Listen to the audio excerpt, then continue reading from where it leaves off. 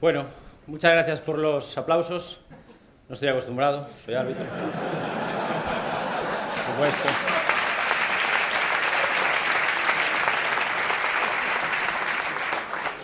Lo que más suelo escuchar es esto.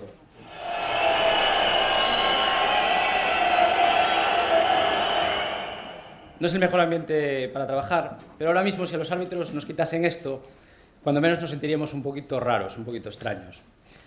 Para mí estar hoy aquí es como arbitrar en un campo dificilísimo, precisamente por eso, porque no voy a arbitrar, porque os voy a hablar. Seguramente todos tengáis una idea, más o menos, de lo que es un árbitro de fútbol, sobre todo aquellos a los que os gusta este deporte. Y probablemente esa idea nace a raíz de vuestras experiencias como espectadores, de lo que leáis en un periódico, de lo que veáis en la tele, de lo que escuchéis en la radio. Es decir, de lo que dicen que decimos, de lo que dicen que somos, de lo que dicen que hacemos, de lo que dicen. Yo vivo en Pontedeume, un pueblo precioso que os recomiendo a todos aquellos que no conozcáis. Y como es un pueblo, pues allí nos conocemos todos. Y cuando yo subí a Primera División hace 3 años, a los 2 días de hacerse pública esa noticia, iba caminando por la calle Real y a 30 metros aproximadamente un vecino me dice: Iglesias, me alegro mucho por lo tuyo, aunque seas árbitro. Es decir, yo interpreté, me alegro por ti, porque eres conocido, a pesar de que seas árbitro. Y esto es lo que sucede, esto es como nos ve muchas veces la gente. Que ser árbitro no puede ser nada bueno, que algo ocultamos.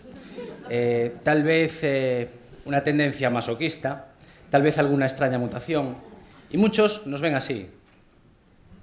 Me uno al club de los marcianos. Y yo os digo, ¿y si nos apasionase nuestro trabajo?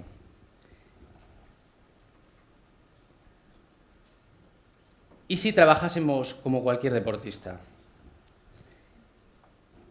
¿Y si nuestro único objetivo fuese acertar? ¿Y si nos doliese más que a nadie equivocarnos? ¿Y si para nosotros esto fuese una pasión? Yo voy a hablaros en primera persona de lo que es para mí el arbitraje, de cómo lo vivo, de cómo lo siento, de cómo es para mí todo este mundo del fútbol. Conocer desde dentro los secretos de una profesión nos hace colocarnos en un ángulo distinto a la hora de hacer un análisis, a la hora de hacer una valoración. Por ejemplo, un heladero nunca podrá tomar un helado tranquilamente, de una forma relajada. Siempre va a estar buscando nuevas texturas, siempre va a estar buscando nuevos sabores. Solo a él le importan, pero le gusta. El día que yo elegí ser árbitro, no era consciente de que jamás podría ver un partido como un espectáculo de fútbol. Jamás. Como el heladero, profesionalizar el placer me despojó de esa pasión. Decía al principio que los árbitros no estamos acostumbrados a los aplausos. Ya sabéis que no solemos hacer declaraciones. Es más, tenemos derecho a permanecer en silencio y cualquier cosa que digamos podría ser utilizada en nuestra contra delante de un tribunal. Ojo. ¿Sabéis por qué no hacemos declaraciones? Porque siempre nos llaman para preguntarnos por nuestros errores. Nunca nos llama a nadie para decirnos: ¿y vosotros cómo trabajáis? Nunca. Nunca nos llama a nadie para decirnos: oye, qué bien estuviste aplicando la ventaja, qué bien señalas, qué bien, no sé, pues qué bien señalaste aquel penalti. Eso no sucede nunca. Los árbitros sabemos cuándo hacemos las cosas bien y cuándo lo hacemos mal, evidentemente. Sucede que a veces la línea que separa el acierto del error es extremadamente delgada. Y en esto del fútbol no todo es blanco o negro, sino que entre medias hay una extensa gama de grises. El fútbol es tremendamente complicado y sobre todo para nosotros, los árbitros de fútbol. Iba a decir ahora, me perdí el hilo, si me disculpáis un momento.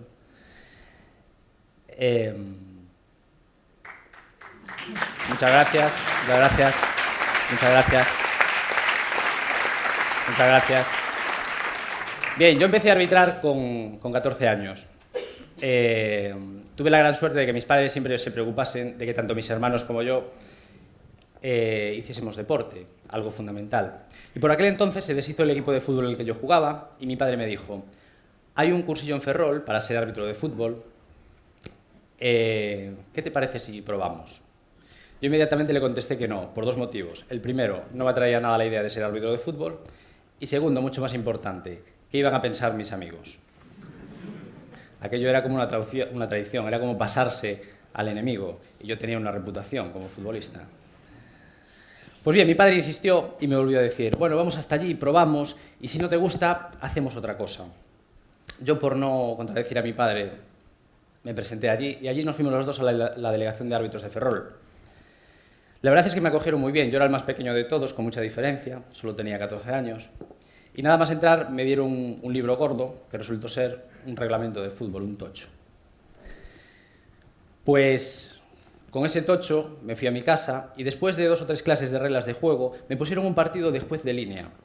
Y ahí estaba yo un domingo por la mañana, un día de lluvia, un campo de tierra, vestido de riguroso negro, con una bandera en la mano.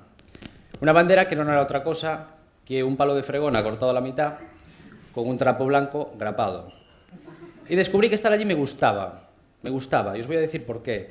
Me gustaba decidir la dirección de los saques de banda, me gustaba dirigir o decidir si era saque de meta, si era córner. Me gustaba estar en línea con el penúltimo defensor para acertar el fuera de juego. Aquello me gustaba. De allí unos días, de nuevo Bellón, mi delegado, me dice, ¿te atreves a pitar un partido de chavales? Y a mí aquello me pareció mal. ¿Cómo que sí me atrevo? Un tío como yo con esta experiencia ya. Inmediatamente me vine arriba, me envalentoné, dije que sí, y allí estaba yo, el fin de semana siguiente, esta vez ya en el centro del campo con un silbato, y pude constatar que aquello me gustaba de nuevo. Me gustaba dirigir lo que sucedía en el campo, me gustaba tenerlo todo controlado. Esto es falta, esto no lo es. Esto es tarjeta amarilla, esto no lo es. Definitivamente, aquello me gustaba contra todo pronóstico. Me gustaba a mí y le gustaba a mi padre, porque desde los 14 años que empecé hasta los 19, que me saqué el carnet de conducir, me llevaba a todos los campos de la zona de Ferrol en el Ford Fiesta Azul que teníamos. Es increíble cómo una persona muchas veces puede influir determinantemente en tu vida. Este es mi padre. A día de hoy, después de cada partido, siempre lo llamo, es la primera persona a la que llamo. No sé por qué lo hago, porque siempre tenemos la misma conversación. O mejor dicho, sí sé por qué lo hago. Pero la conversación es la siguiente. ¿Qué, papá? ¿Viste el partido? Sí. ¿Y qué tal? Bien. Encantado. Yo, encantado de la vida.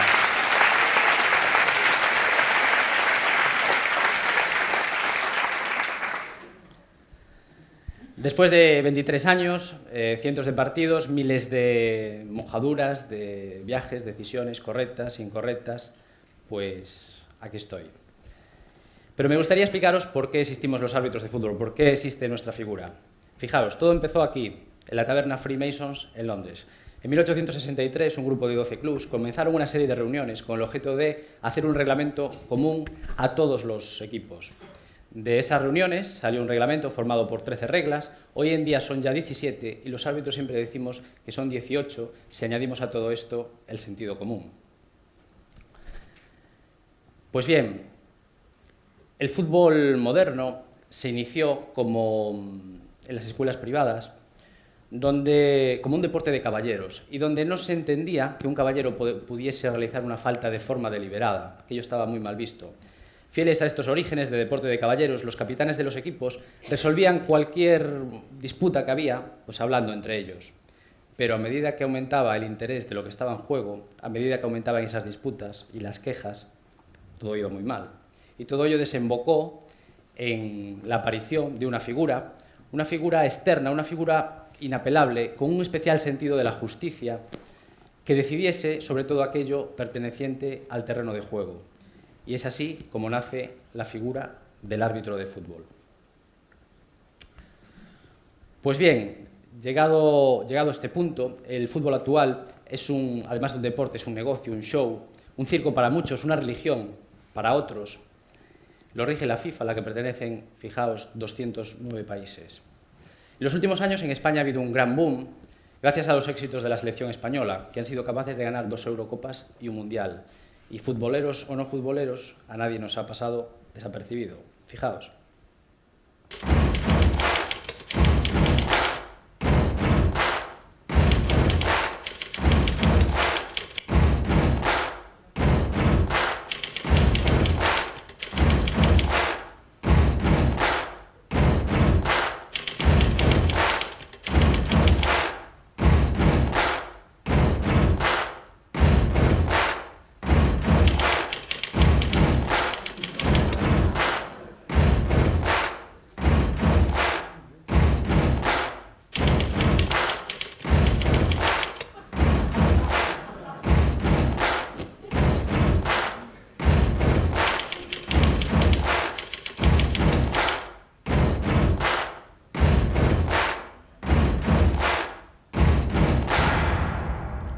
Interesantes datos, sobre todo el de los hospitales, la verdad es que llama la atención. No nos ponemos enfermos si hay fútbol en la tele.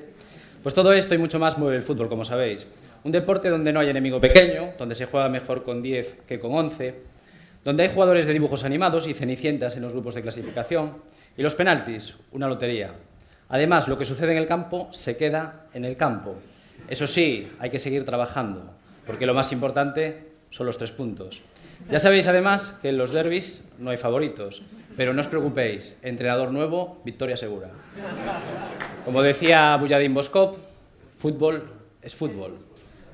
Correcto, fútbol es fútbol. En este deporte del fútbol, ¿qué ha cambiado? Se ha profesionalizado mucho. El trabajo que antes hacía un entrenador, ahora lo hace todo un staff técnico, donde, bueno, pues está un manager, un entrenador, segundo, ayudante, ATS, fisioterapeuta, podólogos, psicólogos, analistas de equipos, analistas de jugadores, etcétera, etcétera. Se sabe exactamente todo. Es decir, el entrenador es una persona muy capaz que no deja ningún elemento al azar. Se sabe cuántas veces toca un jugador el balón con la pierna derecha, cuántas con la izquierda, cuántas con la cabeza, tanto por ciento de posesión, absolutamente todo. Se cuidan las dietas, las recuperaciones, se cuidan también las prendas deportivas, absolutamente todo en esto del fútbol.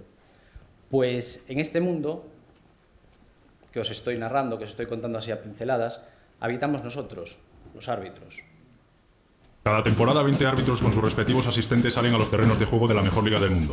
Para ello se preparan a diario con un único objetivo: acertar. A veces les juzgan por delitos que no han cometido, no tardan en recuperarse y seguir adelante haciendo lo que más les gusta. Si conoce a uno, no lo juzga antes de tiempo.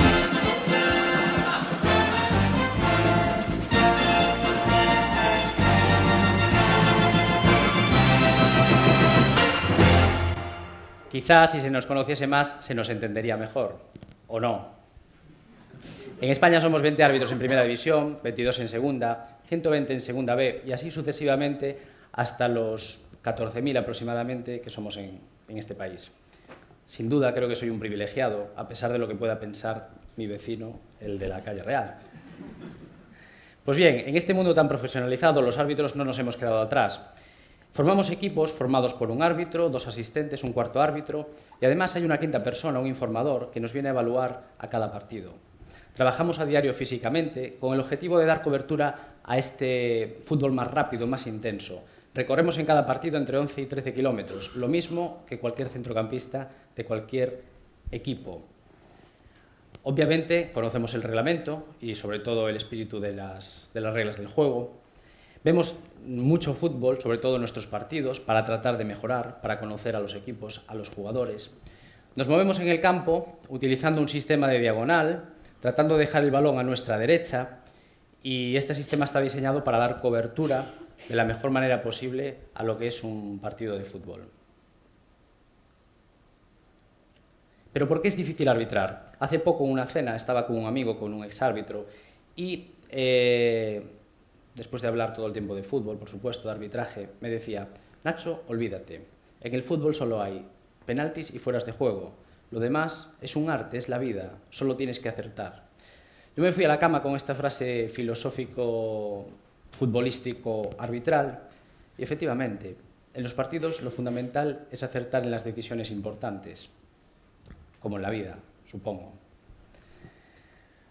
¿Por qué tenemos tantas complicaciones? Porque debemos de gestionar, además, las emociones de los 22 jugadores que hay en el terreno de juego, todos ellos con distintas formas de expresarse, con distintos objetivos. Los hay habladores, los hay gesticulantes, los hay tranquilos, los hay duros, los hay más calmados, los hay de todo tipo y eso lo tenemos que manejar. Es muy importante estar concentrado para decidir. Nosotros debemos decidir de la siguiente forma: hay que mirar, hay que ver y decidir, pero hacerlo rápido. No vale pensarlo, no tenemos tiempo. En esto del fútbol no hay tiempo. Hace años, en esto del fútbol, sucedió una cosa aquí en Galicia que explica un poco toda esta irracionalidad que muchas veces nos mueve. Fijaos, ¿qué diferencia hay entre que haya un error, tenga un error un árbitro o tenga un error un jugador? Desde mi punto de vista, ninguna. Si un árbitro deja de ver un penalti, enseguida se le pone en el disparadero. Si un jugador falla un penalti, pues el campo está mal, el portero estuvo acertado, tuvo mala suerte, etcétera, etcétera. Es más, muchas veces vemos jugadores que engañan a los árbitros y esto a nadie le parece mal si su equipo resulta favorecido. Y esos mismos se indignan si el árbitro es engañado y su equipo perjudicado. De hecho, la única prueba evidente que tenemos de la existencia de Dios data del año 1986, cuando Maradona en el Mundial de México consiguió un gol con la mano. Cuando acabó el partido y le preguntaron, de forma natural, él dijo: yo no hice nada, fue la mano de Dios. Bien, esto pasó a la historia como algo curioso, como un recuerdo cariñoso para todos, excepto para los ingleses, por supuesto, que no pasaron la eliminatoria, cuando fue una trampa en toda regla. Y a mí lo que me preocupa de todo esto es el mensaje que un poco transmitimos a los niños, ¿no? Pero esto me daría para 2 o 3 charlas del TED. ¿Qué explicación racional tiene toda esta irracionalidad? Pues yo lo tengo claro y es algo de lo que llevo hablando todo el tiempo: la pasión. Fijaos, 17 de mayo de 1994, en La Coruña, último partido de Liga entre el Depor y el Valencia. Si el Depor gana, consigue la Liga. Comienza el partido permanece empate a 0 durante todo el tiempo, un día lluvioso, muchos nervios en el campo, casi tantos como yo hoy aquí. Y en el minuto 90, cuando ya no hay casi ni tiempo para respirar, se produce un penalti a favor del Deportivo. Un penalti que el árbitro señala, pero un penalti que no sube al marcador. Por aquel entonces, Arsenio Iglesias era el entrenador del equipo y decía esto: mucho que decir y poco que contar. Yo creo que se perdió el partido, se empató el partido, no pudimos ser campeones. Yo creo que estaría escrito así. Mucho que decir, poco que contar, estaría escrito así. ¿Y si el árbitro no hubiese evitado ese penalti? A día de hoy, casi 20 años después, estaríamos hablando de aquella liga que el Depor no consiguió por culpa de un árbitro. En mi mundo, el acierto es efímero y el error pendenciero. En cualquier caso, ¿y si nos conocemos? Muchas gracias.